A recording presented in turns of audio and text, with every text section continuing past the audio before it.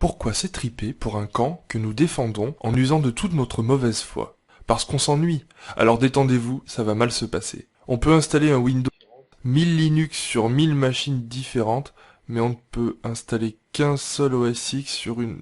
Les Macs se sentent supérieurs, car ils ont des bords arrondis, des icônes design et le double du prix d'un PC équipé des mêmes composants. Heureusement, pour ce prix, leur matériel est généralement bien conçu et leur système d'exploitation OS X est adapté aux moins doués d'entre nous. Les Pro Mac se targuent de n'avoir qu'à faire glisser un programme dans la liste des applications pour l'installer, mais oublient de vous préciser que lorsqu'ils le mettent à la corbeille, ce même programme laisse généralement des traces de dérapage un peu partout. Linux est un système d'exploitation que les geeks installent sur l'ordinateur de leur grand-mère pour être certain que celle-ci ne l'utilisera jamais. Il existe 1 million de Linux différents, appelés distributions, ce qui permet de ne jamais trouver une personne qui rencontre le même problème que vous dans les forums. Windows se trimballe encore de vieilles casseroles de papy DOS, comme par exemple les lettres assignées au lecteur ou des programmes qui s'installent à la racine du disque système. Il faut dire que les gens n'aiment pas le changement. Déjà quand Windows 95 est sorti, le DOS me manquait. Quand Windows 2000 et XP sont sortis, les écrans bleus me manquaient. Quand Vista est sorti, mon ordinateur me manquait.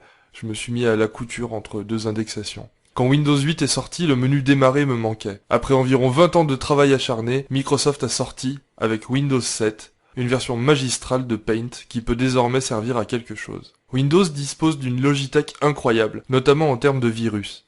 D'abord, les virus faisaient tomber les lettres en cascade à l'écran ou renversaient tous les caractères. C'était amusant. Ensuite, les virus ont détérioré les fichiers.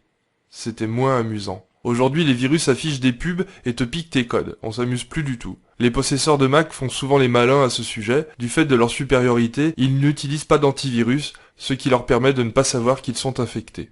Quant aux utilisateurs de Linux, ils sont bien trop pauvres pour intéresser les créateurs de virus. De toute façon, les antivirus n'arrêtent que les virus, ils n'arrêtent pas les spyware, ils n'arrêtent pas les logiciels de pub. En réalité, bientôt, ils ne serviront plus qu'à empêcher l'utilisation de crack et de keygen. Les Mac ne tombent jamais en panne, si on ne les allume pas.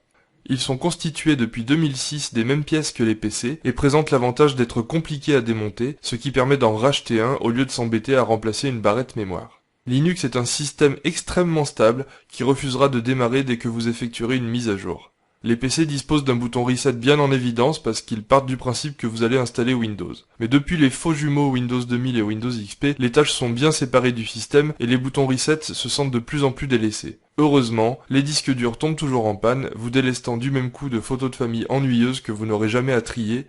Ouf.